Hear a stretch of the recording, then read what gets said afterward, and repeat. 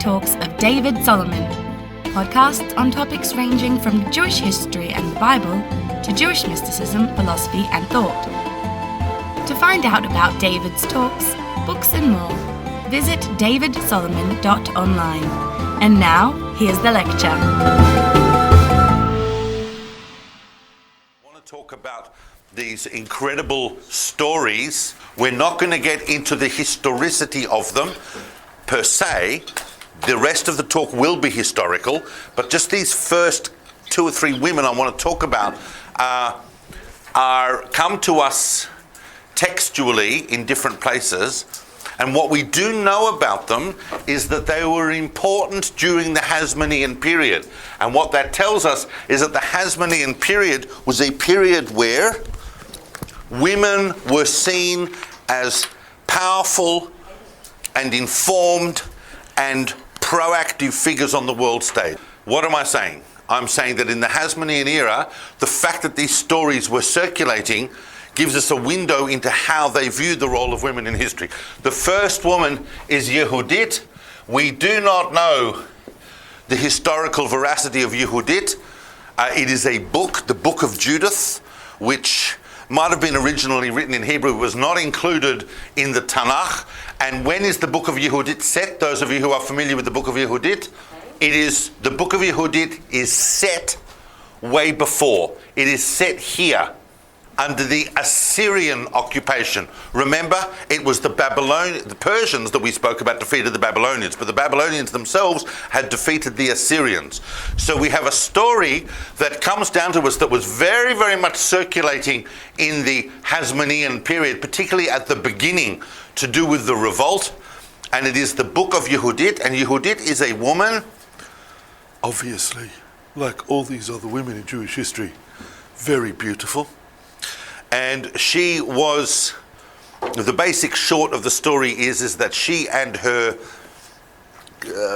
handmaiden, kind of like female assistant, managed to get themselves, she very, very religious and spiritual woman, but she decided to dressed it up a bit and caught the attention of a general called Holofernes. But Yehudit gets herself into the camp and she seduces Holofernes, seduces not sexually but with the kind of in a teasing kind of way so that he would come to think that he did have a chance with her.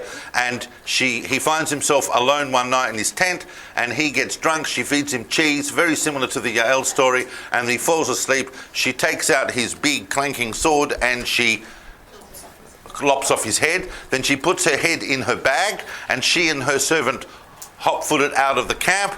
And in the next morning, the Jews decide, well, we may as well attack. And then the Syrian soldiers go to Holofernes' tent, and they find his blood-soaked corpse without a head. They all freak out and they run away. Big victory for the Jews. So Yehudit becomes a big story for the Hasmoneans in their revolt. Their revolt happens around 165. That whole period from 170 to 165 under Antiochus IV, the Seleucid persecutions, and she becomes a very well-known story that goes on to influence the way the Hasmoneans look at women. Now, there's two other stories that I want to very, very briefly cover, because this is not really what this second talk is about, but I want to cover them because they are important in the link between what happened previously and the Hasmonean dynasty. One is the story of Hannah and her 7 sons. We have 2 versions of this story, which in a sense can make us question its historical veracity, or you might go in the other direction and say that means there's some truth behind it, but it somehow has got cross-wired in the historical transmission. We certainly know of this story here because one version of it is recorded in the book of Maccabees. And what that story is a woman who, actually, she's not known as Hannah there, she's known as Miriam Bat Tanchum, but later on she's called Hannah by the rabbis. She has 7 sons. Sorry? I believe she's called Miriam Bat Tanchum in the book of Maccabees. Yes, but in later Chazal, when they retell it in Midrash and Talmud later, her name is Hannah. She has 7, but I'll get onto that in a second. That's the second version. The first version is in the book of Maccabees. She has 7 sons, and Antiochus the fourth says to her sons, they says to the older son that you need to eat pork. And he refused to eat pork and he's killed. And the second time and the third time, they all refuse to eat pork, right down to the little one who looks at his mother, and his mother says, go follow your brothers. So he dies as well, and we don't really know what happens to her, but we assume that she didn't really take that whole story too well. That is one version, but that version, once again, irrespective of the historicity of it, what we are looking at it historically is how that story highlights the crucial role played by women in passive resistance. Now, we know that the Maccabees eventually moved from passive resistance to full-blown military, active, violent resistance to the Seleucid occupation, but passive resistance is embodied in that figure of Hannah, and the second version of that Hannah is set much later. So it's the same person? It's the same story. All right? Is that the one with the bending down? Correct. So that is set much later, well after the destruction of the temple during the Hadrianic persecutions. That's in the 130s. That's the whole Bar Kokhba story and so on. But the Hadrianic persecutions, which were extremely harsh. And in that story, in that version rather, it is not the eating of pork, it is the bowing down to an idol. So you can see there is a shift of concern here. And in the second version, we do know what happens to her because she kills herself. She kills herself in the way that many women kill themselves in the ancient world, it would appear, is that you jump off the top story of a building. I mean, how high are buildings? But I suppose 3 stories is enough to kill yourself. And that's how she did that. So that story, though, once again, there is a theme of relating women to passive resistance, which is in contrast to Yehudit, which is a woman involved in active or violent resistance to an occupation. So that's not really the main theme of what I'm going to talk about in this second talk, but I wanted to cover those 2 stories because, once again, they highlight what the Hasmoneans thought of the cruciality of women and the role they played in resistance. The other story of Hannah, so there's 2 Hannahs. One Hannah has 2 versions, and then the second Hannah is the sister of the Maccabean brothers. And the story there is that they, for many years, because what happened was that the Seleucid occupiers had a practice which is known as droit de seigneur. You're familiar with what droit de seigneur is? The right of the governor. And that is that when a couple get married, he has the right to have sexual relations with the bride before her husband does. Horrendously humiliating, and so the governor would come to the wedding and, in a sense, deflower the bride before the wedding night. That horrendous, humiliating and oppressive practice was actually carried on in a number of locations. This is what the Seleucids were doing, and as a result, Jews for quite a number of years didn't hold any weddings. So the first thing is that the Maccabees hold a wedding, and that itself was a sign of resistance. And at the wedding, Hannah, who was a sister of the Maccabean brothers, gets up at her wedding.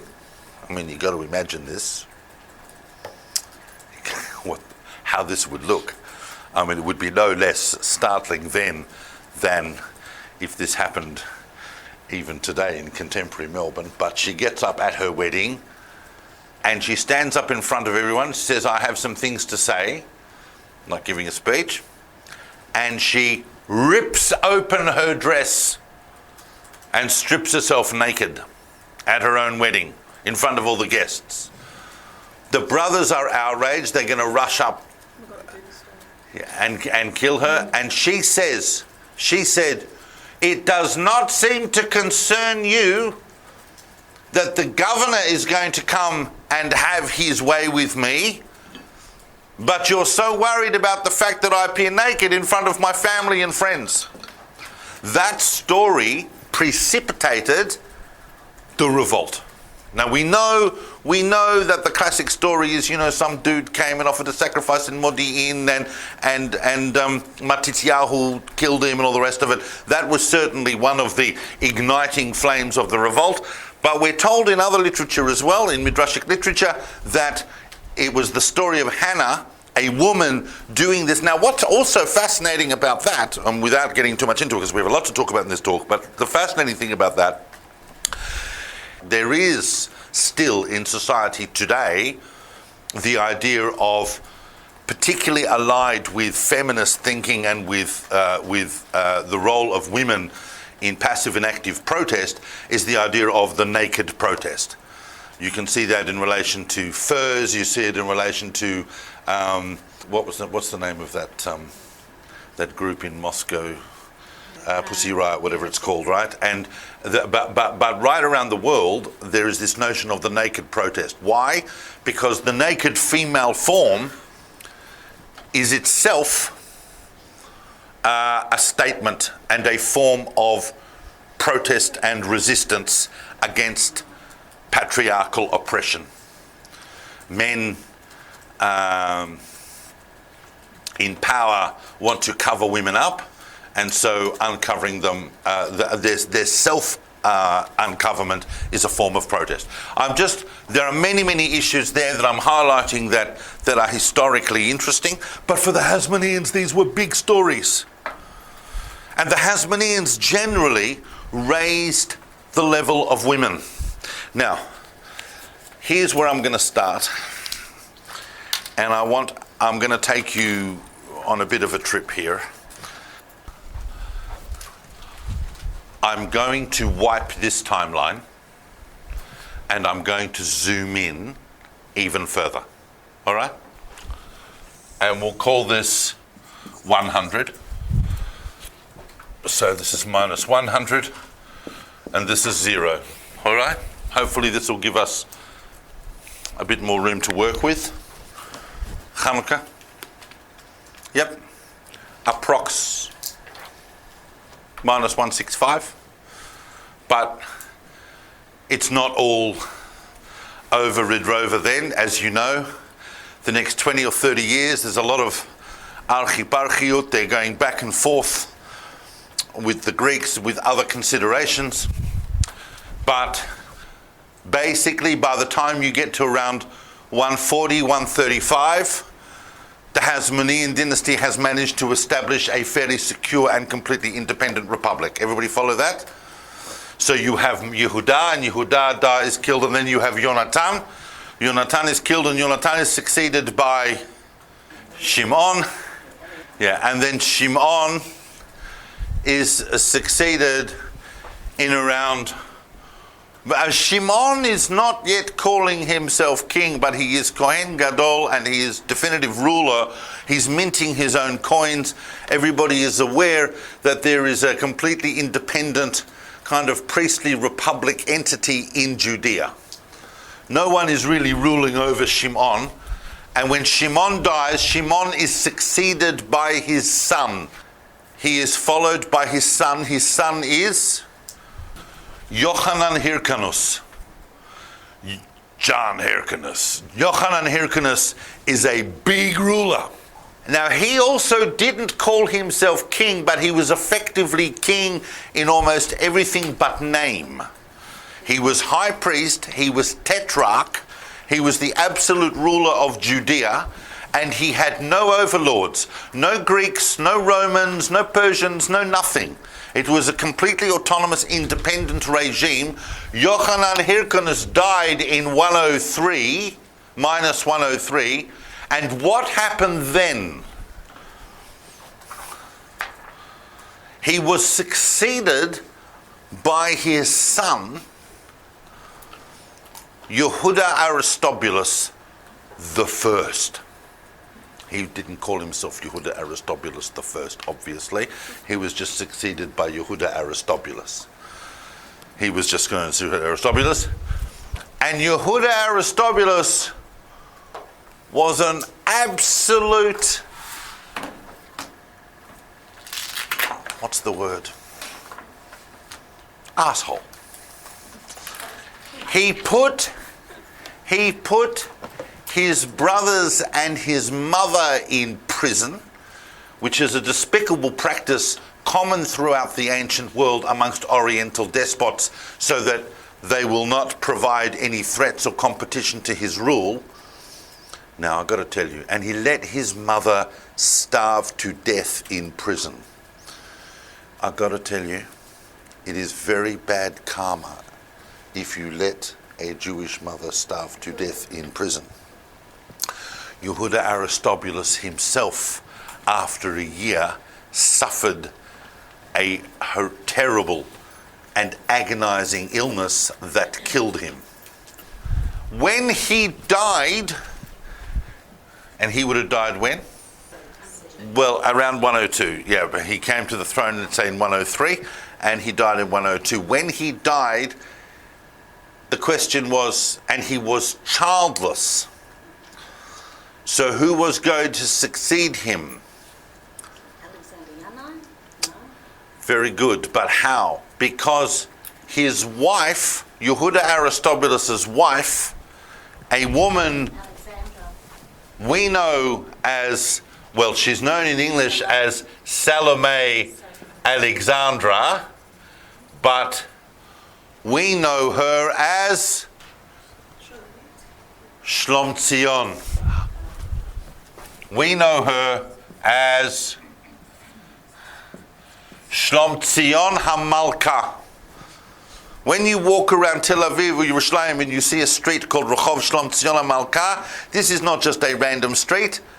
If we were going to talk about one person in the whole of one woman in the Second Temple period, whose personality and career dominates, it would be Shlom Tzion. And she is a historical figure that is very, very poorly understood widely in Jewish history.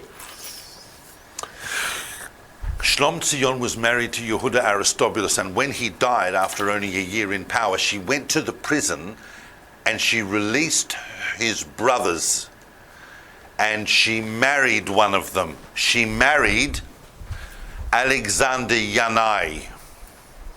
Yep. She made him king, and she became his queen. And of course, Alexander Yanai is a very complex figure in his own right. It would not be fair to say, really, that Shlom Tzion co-ruled with him. She didn't. But because, obviously, his entire throne was indebted to her, she definitely had an extremely powerful role within the rule of the Hasmonean kingdom. Yehuda Aristobulus, by the way, was the first Hasmonean leader to call himself king. Alexander Yanai, a complex figure, and he also ruled for a long period. He ruled for well over 25 years. He ruled for about 27 years. He ruled till minus 76. Always remember this. Everything in the late Second Temple period is backgrounded by this immense struggle within the Jewish world about what Judaism actually is. There were two primary visions emerging of what Judaism is. One said it's all about the temple. It's all about the priests. It's all about the Kohanim. It's about the rituals, the sacrifices. Yes, everyone in the Jewish world is important, but what's really going on is this temple in Jerusalem that is at the center of it all, and that's the most important thing. And we have a literal reading of the Torah, and if the Torah says it, that's it. We don't buy into any of these ideas like the Olam Haba or Tchiat HaMetim or Mashiach or any of these other ideas. For us, we've got the temple, we've got the Korbanot, and that's the way the Jewish people worship God. The Romans and Greeks, they have lots of gods they make sacrifices to. We have one, and we have a cult called the priestly cult. They were known, that group, which was immensely powerful, were known as the Sadducees. The alternative vision belonged to, and much more popularist, belonged to the scribes and teachers and so on, who were formulating and transmitting this idea that the written Torah is accompanied by an oral dynamic explanation that can be set up on principles, that can be applied, that can be adapted, that is not written down. And it's not, the temple is important, but the focus really of the Jewish world is not about the temple, it's about the Torah. They, of course, went on to take on the famous brand name of, well, in the one sense, they were the Prushim, they were the Pharisees. We buy that picture from the New Testament, the Sadducees set up against the Pharisees, but they went on to take on the famous brand name of the rabbis, who we know as Chazal. Now, Shlom Tzion's brother was Shimon ben Shetach, who was obviously a Pharisaic leader. He was allowed access to the palace, but overall, these late Hasmonean leaders, such as Alexander Yanai, definitively aligned themselves with the Sadducees. They saw their... Oh, by the way, when Shlom Tzion married her deceased husband's brother, people were extremely upset about that. The rabbis were very upset about that. Why?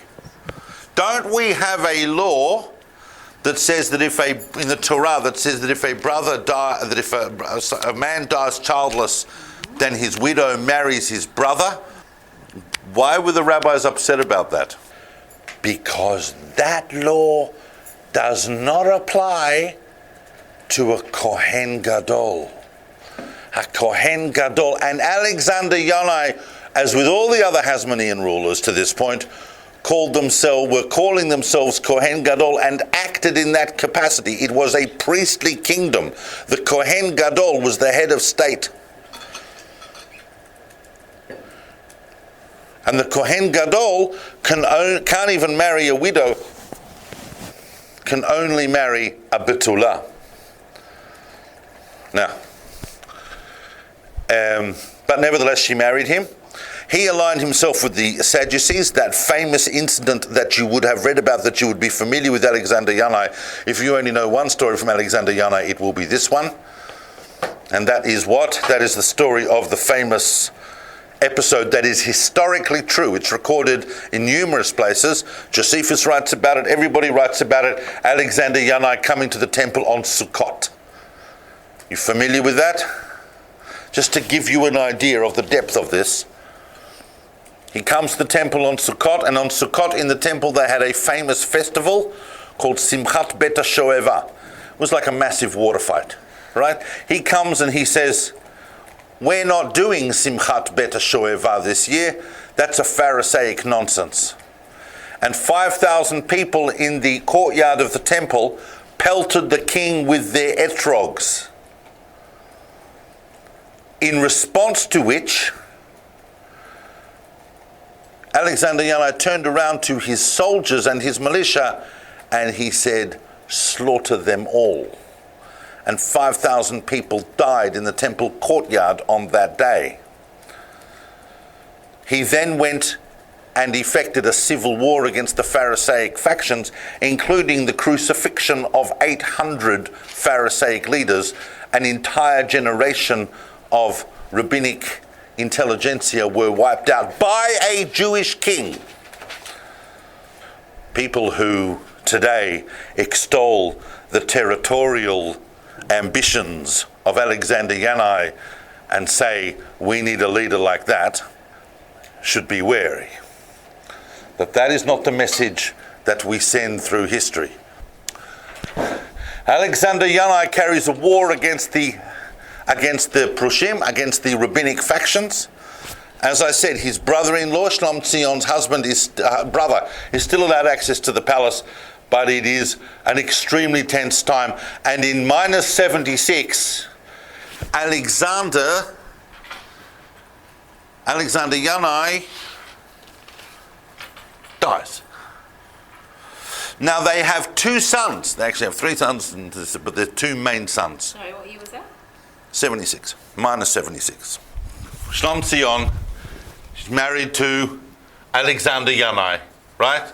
So Alexander Yanai, and they've got two sons that are important here. One is John Hyrcanus, Yochanan Hyrcanus the second, because of course his granddaddy was the big Yochanan Hyrcanus. That's why I went back that far in the lead up to it. And the other is Yehuda Aristobulus. Yep, the second. Named after his uncle. All right? Neither of those two men were really ready or seen to be fit to assume the mantle of leadership on the death of Alexander Yanai. This is the key point. They are going to come back into history and cause all sorts of chaos. But when Alexander Yanai died, and according to Shlom Tzion, this was what he said on his deathbed, but of course, if she was going to say that, who's going to argue with her? She took over the kingdom and became queen in her own right. Not queen as in I'm married to the king, but queen as in I am the sole ruler. Not the first Jewish queen in history, of course. But to this point, if we look to Tanakh,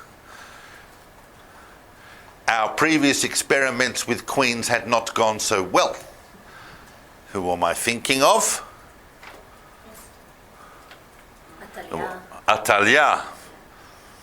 But here's the big deal with Shlom Tzion.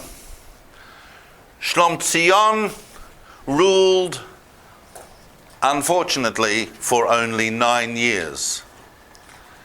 Everybody, and I mean everybody, extols her rule as an incredible window of an amazing age in Jewish history, where for a decade or so we had remarkably stable society and well-governed society, and most importantly, peace between all of the various factions within the Jewish world. Shlom Tzion was so profoundly regarded that the rabbis tell us that during her time of rule, even nature itself changed to reflect the goodness of the times. Where's that? Sorry? Where do they say that? They say it in the Talmud in a number of different places when they talk about Shlom Tzion. I can get you the exact references if you want. In other words, the GDP went up, people were happy. Now, what she did when she first came to power was she said to the Pharisaic faction, I know that you have very good reason to hate my husband. He brutalized you. But we are going to have a state funeral for him, and you are going to attend, and you are going to be respectful. In return for that, she herself was quite religious. She personally was allied with the Pharisaic faction through her brother's connections, obviously, and her own family background. But she said, you will have the dominant role in the Sanhedrin, in the ruling parliament, but we are going to finish this war now.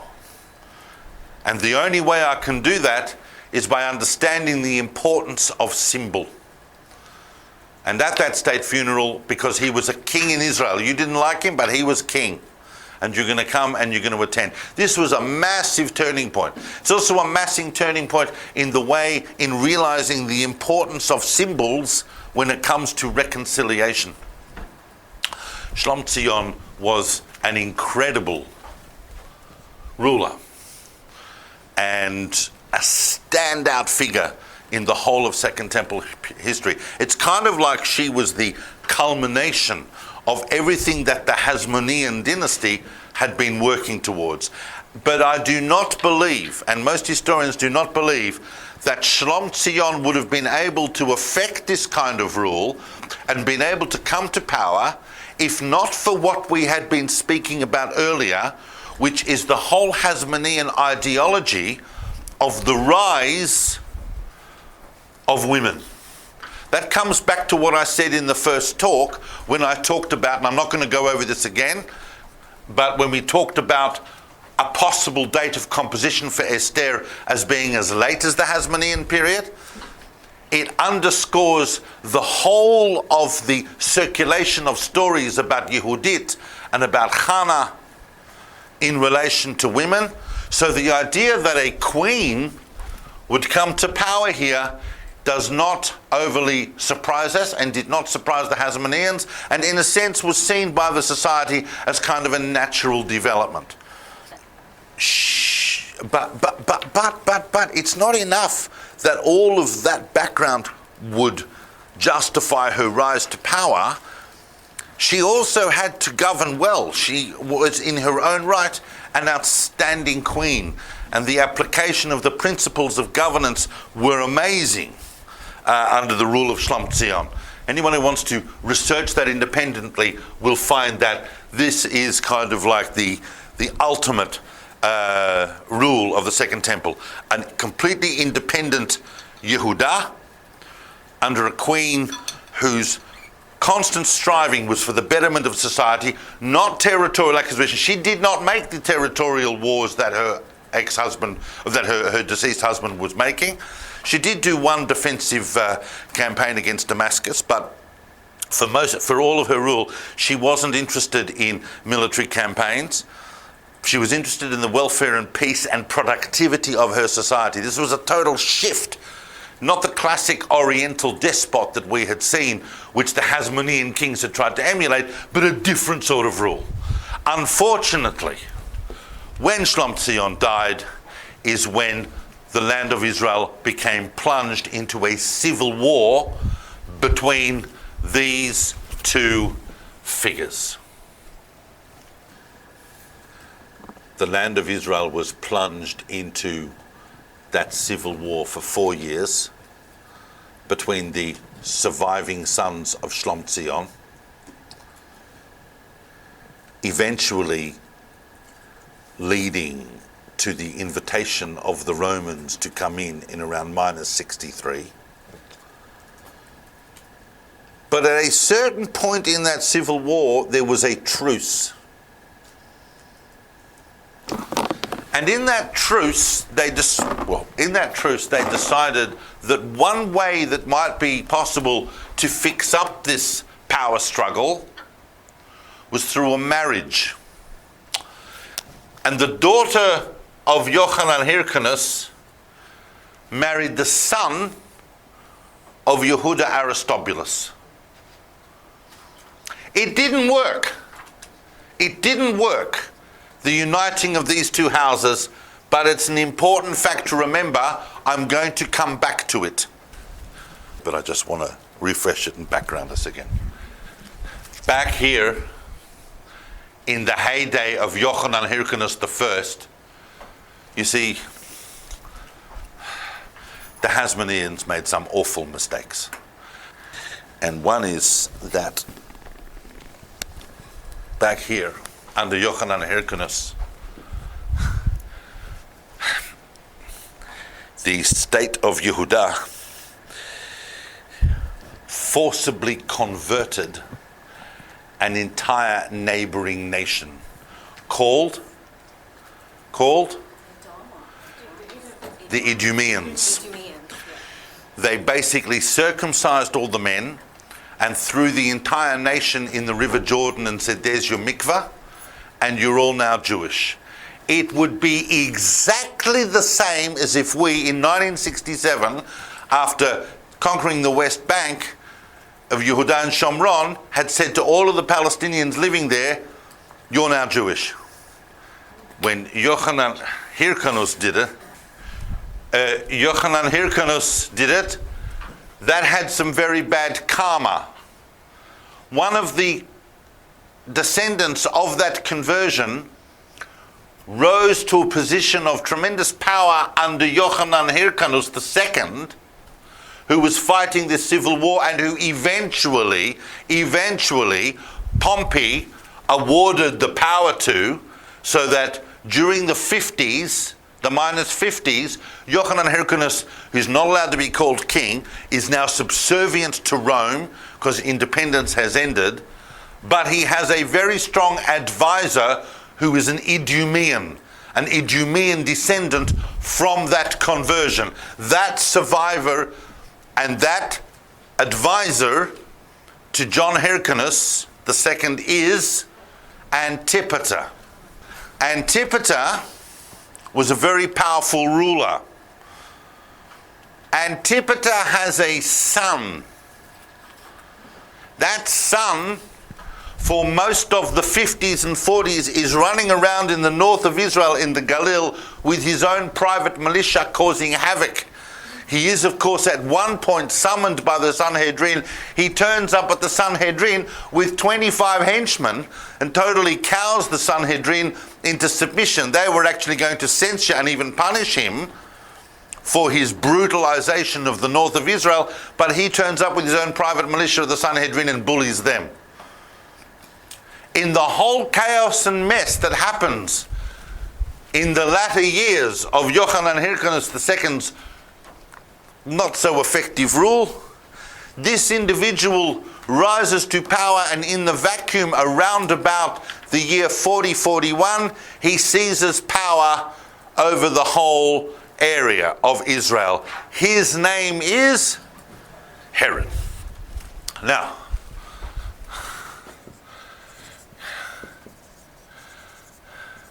Herod is an Idumean. His father is Antipater. He has no real claim to the throne or to rule. He needs legitimacy. How is he going to get that legitimacy? How is he going to get that legitimacy? So he marries. He marries. But who does he marry?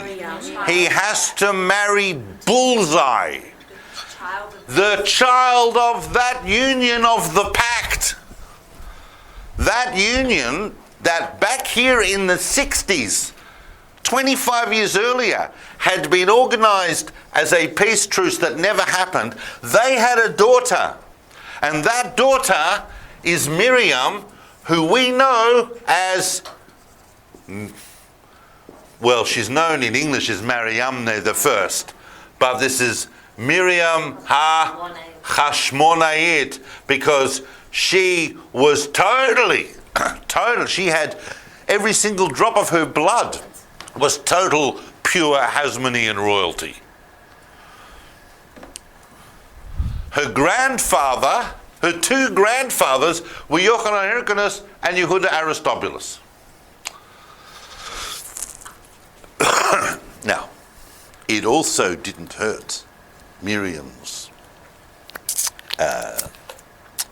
general profile is that she was, of course, stunning. Yeah, beautiful. Not just average beautiful, but a number of historical sources talk about how she was head and shoulders the most beautiful woman of the age, and one of the most beautiful women of the ancient world.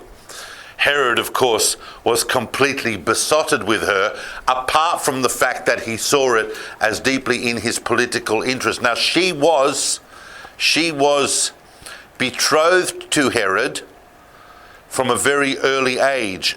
That happened by her family, because her family saw in Herod the best chance of survival for themselves. Remember that Herod's father had been the advisor of Yochanan Hyrcanus II. However, the real turning point is that when Herod finally took Jerusalem, and it wasn't simple because there were other Hasmonean interests that were fighting over Jerusalem. That is a complex picture we're not going into now, but in around 41, he needed to take Jerusalem, and he wanted to arrive in Jerusalem already married to Miriam, so he married her round about 40. She may have only been a young teenager. She may have only been around 12 or 13 at the time. The real turning point, the first real turning point for Herod and Miriam's relationship is in minus 37. What happens in minus 37? Herod has to get verification for his rule, as well as answer other questions from the Roman rulers. He doesn't have to go back to Rome to get that verification. Where is the Roman ruler? He needs to get verification of his status and his ability to rule. Remember that Judea now is well within the Roman Empire. The Roman Empire needs someone powerful. They need someone to collect their taxes. They need someone to keep order. They need someone to rule over them. Is that person going to be Herod? Maybe. But Herod has to go and justify himself. Where does he go? In minus 37, Rome is ruled by 3 people. One is sitting in Rome, one in North Africa, and one in Egypt.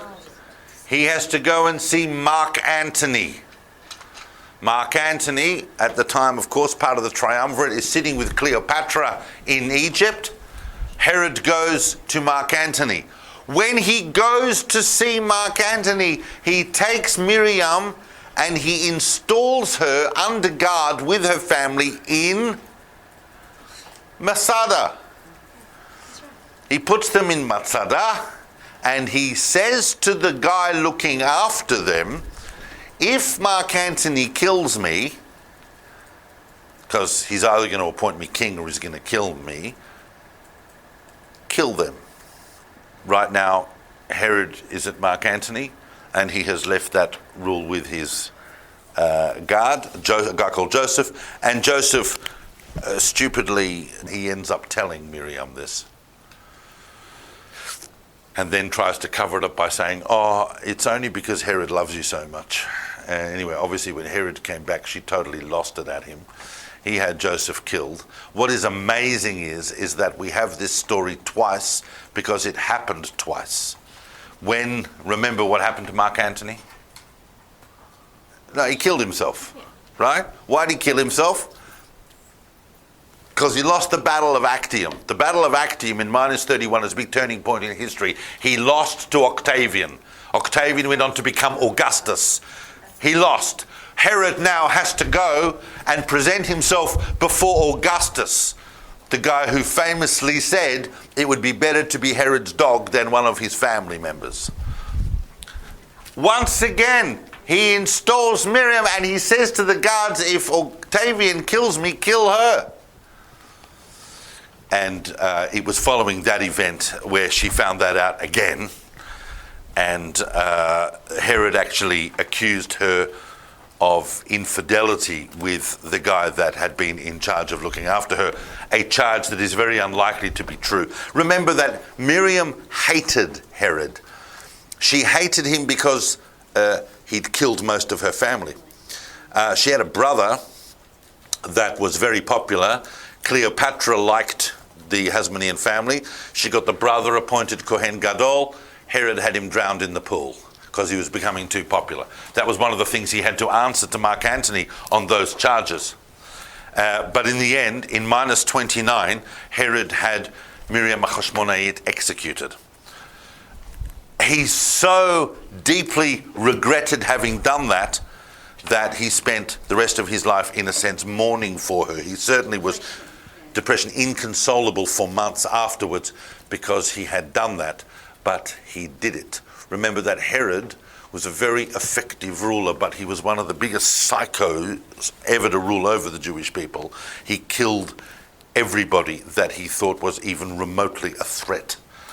And he, including most of the members of his own family. He married 10 different women.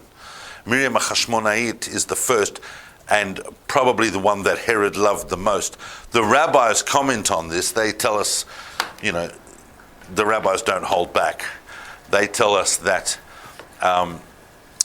Herod had the body of Miriam embalmed, and for years later would take out her body and do perverse things with it.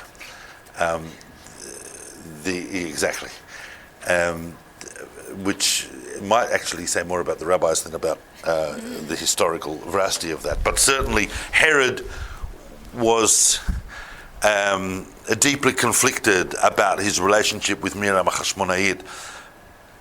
But one thing about Miriam Hashmonait that's important is that she was the one person in Herod's life that was able to speak her mind to him. Everybody else was completely terrified of even being in Herod's presence, let alone telling Herod what they actually thought was going on, let alone dissenting from him and arguing with him. Miriam Hashmonait was the only one. And of course, was his ultimate avenue of legitimacy to the throne. Now Herod married 10 women. I can't go through them all, but the other woman that I want to just touch upon that Herod did marry, that is kind of interesting, is later he marries another woman called Miriam. This is the Miriam, his second Miriam, and she's kind of interesting. Her father was a Kohen Gadol, Shimon, but he wasn't made Kohen. He wasn't a Kohen Gadol prior to Herod meeting her. She was, of course, a beautiful woman, and Herod became enamored with her, but realized that even for Herod it would be a bit outrageous if he just, took her. So he decided I'd better marry her. But she's a bit low in status, so what I'll do, her father's a priest, I'll make him the Kohen Gadol, and then that raises her status, and she would be the right sort of person that a king could marry. So her father became Kohen Gadol basically as a result of that betrothal. Now what is interesting, but of course, just back on Miriam the first, they did have children. Their 2 sons also were later killed by Herod. So if you're wondering, did he have any children? They did, but Herod killed them. So there was no continuation through Miriam Hashmonait. But with Miriam II, he also had children. Now, Herod suspected at various points most of his children plotting against him. If he found out about it, he would have them executed. There was one basic son that towards the end of Herod's life was going to succeed him, but really right at the end of Herod's life, there was a whole plot that was uncovered. Herod ran a commission, and it ended up with the execution of Antipater, this favorite son that was going to succeed the throne. He got killed. And after that, they had another huge commission to find out who knew about the plot. Who knew about the plot? And it transpired in this commission that they had, this investigation, that Miriam, we're talking now about the second Miriam, knew about the plot. So if you knew about the plot, that was enough to get you killed. So Herod summoned her and said, "What's your explanation? You apparently knew about it." And it's amazing because some secrets are just too dangerous. Some secrets are too dangerous. This is the story of the two Miriams about dangerous secrets, because on this occasion, but what she said to Herod was brilliant, and Herod could not argue it. "If I had told you about that plot, you would only have thought I was telling you that to advance the interests of my own children towards succession, and you would not have believed me." Herod had no argument against that, so he exiled her, dismissed her father from being Kohen Gadol, and exiled her with her children, but didn't kill her. Herod is surrounded by, he's surrounded by interesting women. I mean, Herod's mother is on the scene. Herod's sister, Salome, is big time on the scene. Herod's mother and sister didn't, I'm just jet skiing over this. You have to understand, I'm just highlighting these women. If you want to go into detail, there is phenomenal detail. Miriam Hashmonait was not liked. She was despised by Herod's mother and his sister, and there was constant intrigue between them. They even told Herod that Miriam Hashmonait had sent a portrait of herself to Mark Antony with the words, "If you do happen to kill Herod, then I'm going to be single." We don't know whether Miriam Hashmonait actually did that, but certainly in the view of Herod's mother and sister, they were pouring poison into Herod's ear about Miriam Hashmonait. In fact, in some ways, it's remarkable that she lasted as long as she did. And only because Herod really, really loved her. If he loved anyone, he loved her, but still killed her. Now, stay with me, because it's going to get complicated, but it's fascinating. I'm going to tell you stuff now that's going to bake your noodle in the remaining few minutes that we have. These two women, I think, are the most interesting to us historically if we were going to engage with them. We're not necessarily aiming to be experts in all 10 of Herod's wives, but if we want to have an understanding of the kind of women that were around Herod and what's involved, those two. But as you know, when Herod died around here, the Romans decided, we're not going to have any more Jewish kings or Herodians. We are going to rule Judea directly. And therefore they set about establishing a series of procurators and governors in Judea that are going to rule on Rome's behalf. There are descendants of Herod. Some of his sons are still around who are given nominal titles. Yep. Who are given nominal titles, but the effective rule is through the governorships. And as we know, for the first 30 or 40 years of this century, those governors were on the whole awful. Each one a bigger psycho bastard than the one before. And mostly used their positions in Judea to simply extort and abuse the population.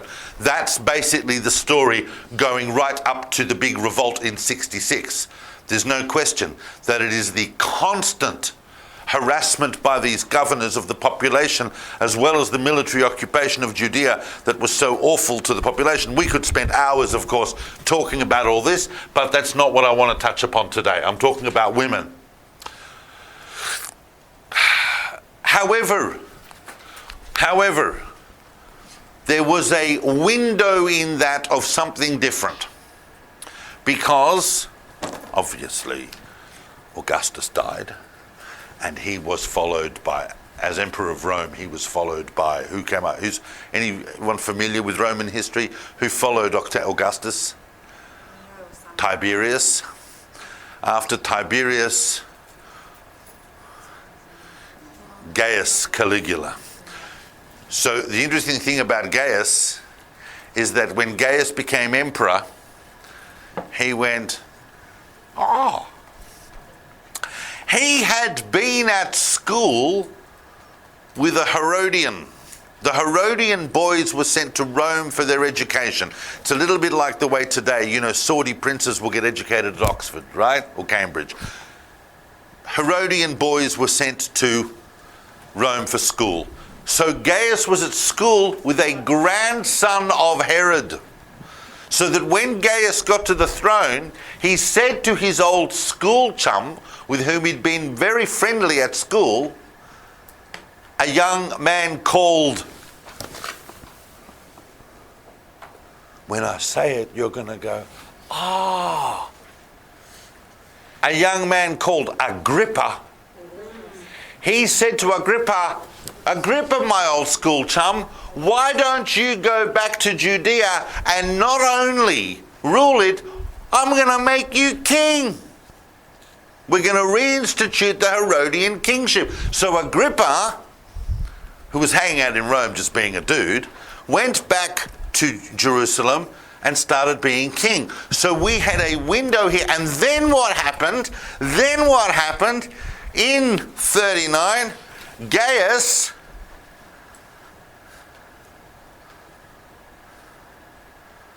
died. That whole death of Gaius is a whole thing that involves the Jewish world, which is a story we can't go into now. The death of Gaius. But it just so happens that when Gaius died, Agrippa was in Rome. Agrippa was in Rome because he was trying to get Gaius to rescind the decree that Gaius had made about setting up a massive statue in the temple of himself. Agrippa was then instrumental in the election of the next emperor, who was Claudius. Yep, I have to move quickly now, we're going to run out of time.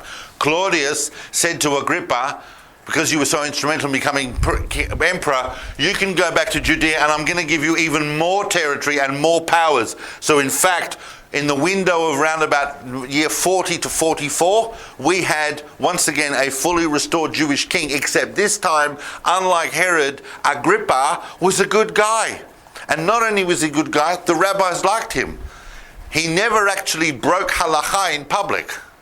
Don't know what he did in the privacy of his own home, but in public he kept Shabbat, he always ate kosher. The rabbis loved him. Now, unfortunately, and I say unfortunately because it does seem quite unfortunate, in the year 44, Agrippa died quite suddenly. There are all sorts of rumors about that, I can tell you. And although his children were given some limited status symbolically and some very, very limited autonomy and rule, basically after Agrippa died, the Romans reverted to the governorship system. Everybody follow? Yes? Now Agrippa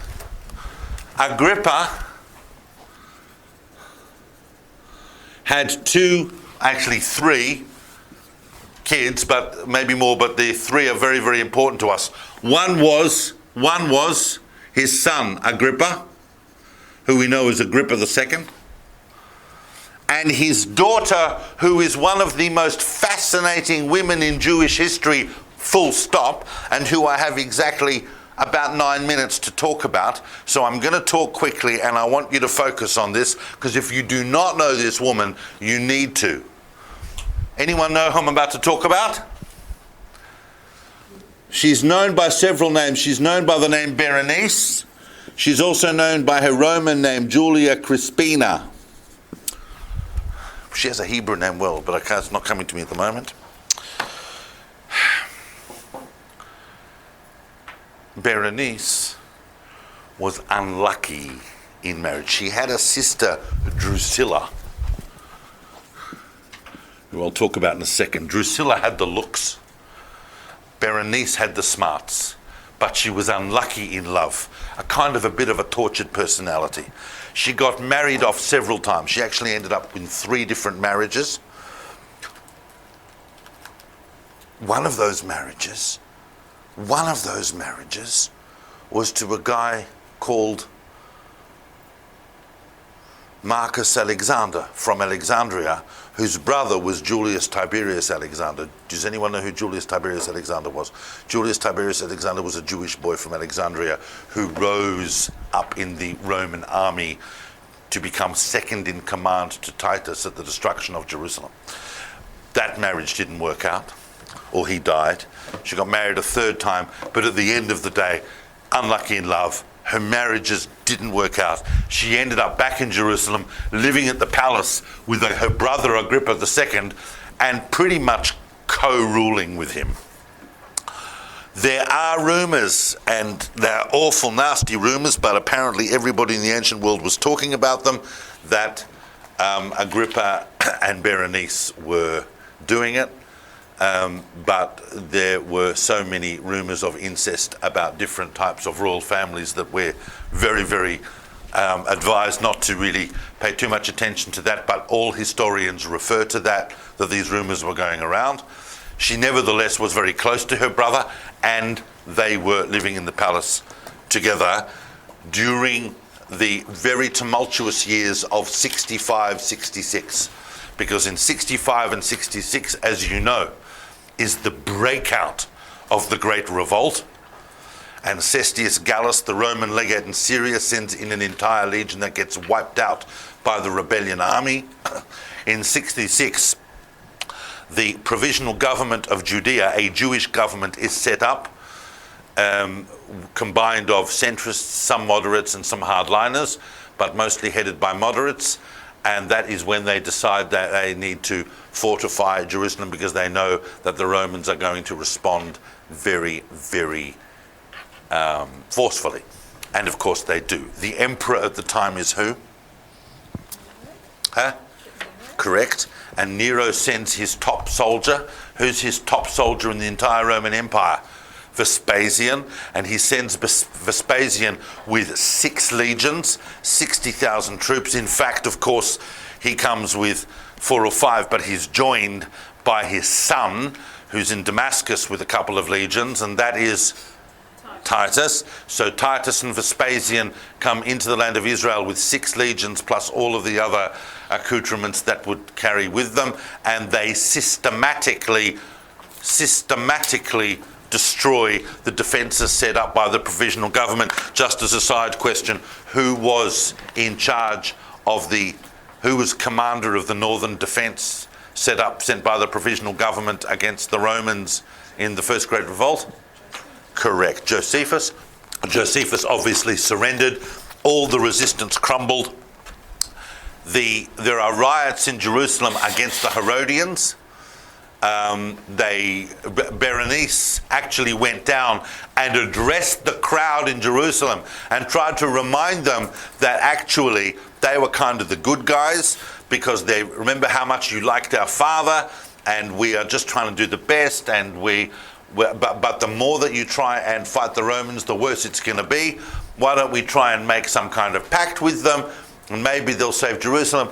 But she was nearly killed in those riots, and then she and her brother hot-footed it to the Roman encampments in the north, where they were received by Vespasian.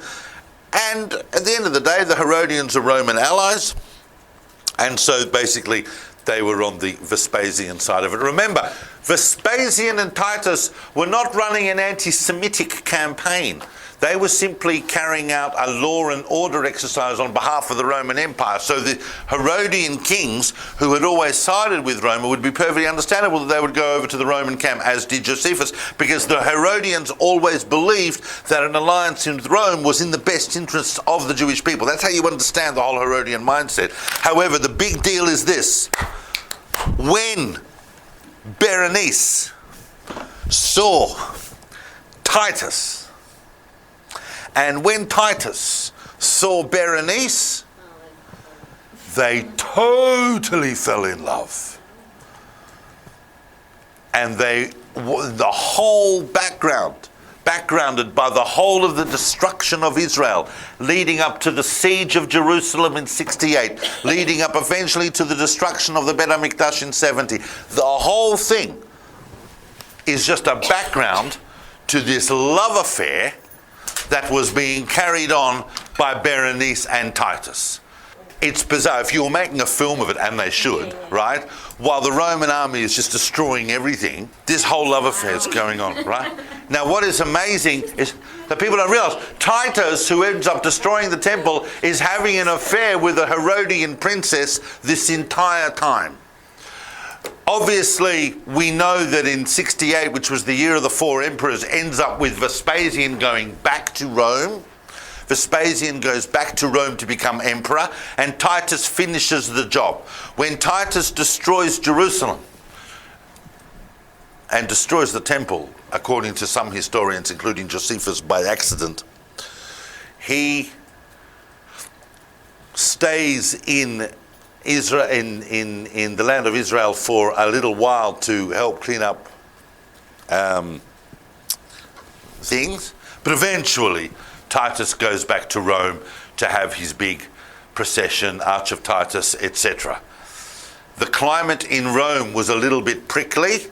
Vespasian was only just establishing himself on the throne. Titus was not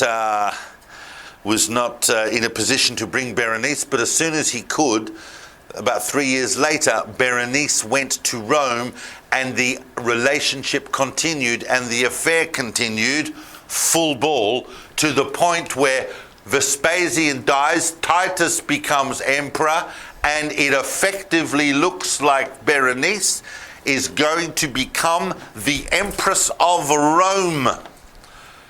She was Titus's consort right up to when he became emperor. But shortly after he became emperor, the Senate made clear to him that they were not going to tolerate a Herodian princess as co-consort and empress of Rome.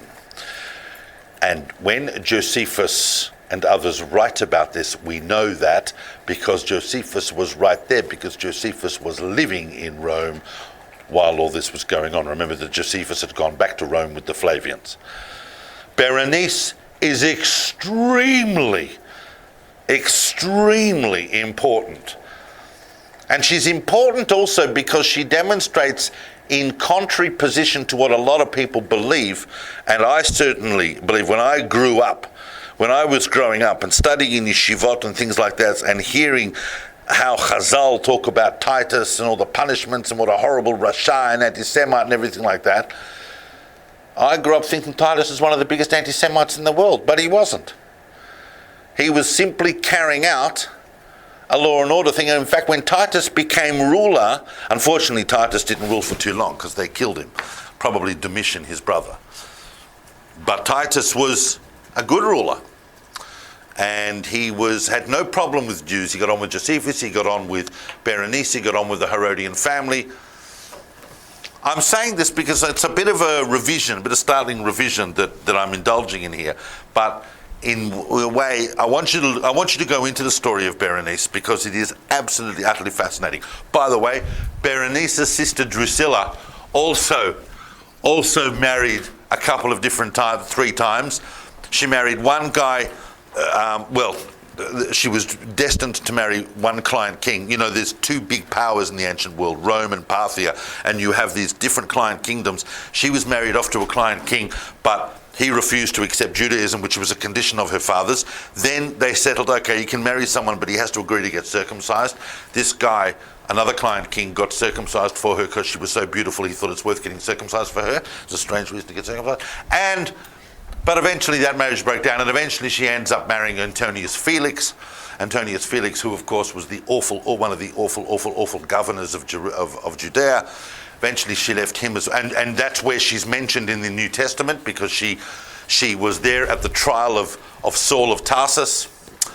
These Jewish women are getting around everywhere, but eventually she leaves that marriage and she is living with a guy, unfortunately for her, in Pompeii and Herculaneum in 79 when Vesuvius erupts. And she was killed in Vesuvius, one of 2 famous people, Pliny the Elder and Drusilla of Judea, who was Berenice's sister and a daughter of Agrippa. I've had to jet ski and skim over the women I wanted to talk about in the late Second Temple period. There is one I did not talk about, who's Queen Helene of Adiabene, if we are talking about famous women of the Second Temple. But if and when I come back and we deal with women of the Talmudic period, then I can always put her in that slot, because that can also belong in there. But I urge you to look into Helene of Adiabene if we are really to do a comprehensive look at women of the... Every single thing we talk about in Jewish history is a window and a doorway into further exploration. But here I want to leave you with this realization. And when you look at everything we've spoken about today, there's a very, very distinct shift that we can see. And I'm finishing on this point. There is a very, very distinct shift that we can see.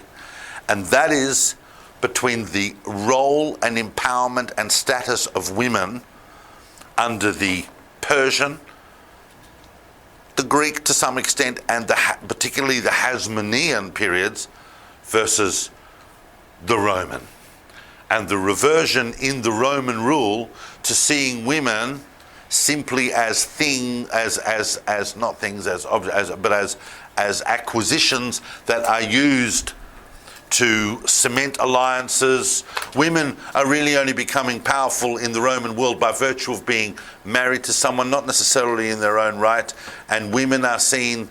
It's a reversion. It's a reversion to the classic patriarchal model of seeing women as simply things that are transacted with in order to effect power, but not as the source of proactive engagement, whether that is passive resistance, violent resistance, or spiritual resistance, which is the story of women throughout the Hasmonean period and even perhaps the Persian. All right, good. Guys, thank you for the opportunity to talk about these amazing women.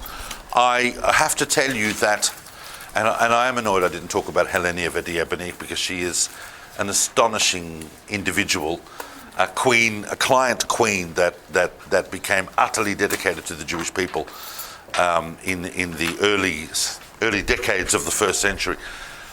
But I got to tell you that in general, when I talk on Jewish history, and when I talk on Jewish history around the world and in different epochs of Jewish history, there is such a dearth of knowledge about incredible women that are living in every single era.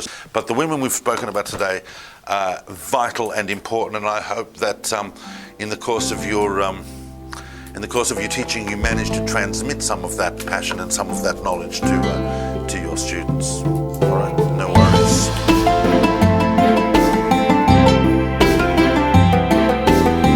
Thank you for listening. To find out more about David Solomon's books, recordings and classes, or to support his work and teachings for just a few dollars a month, visit davidsolomon.online.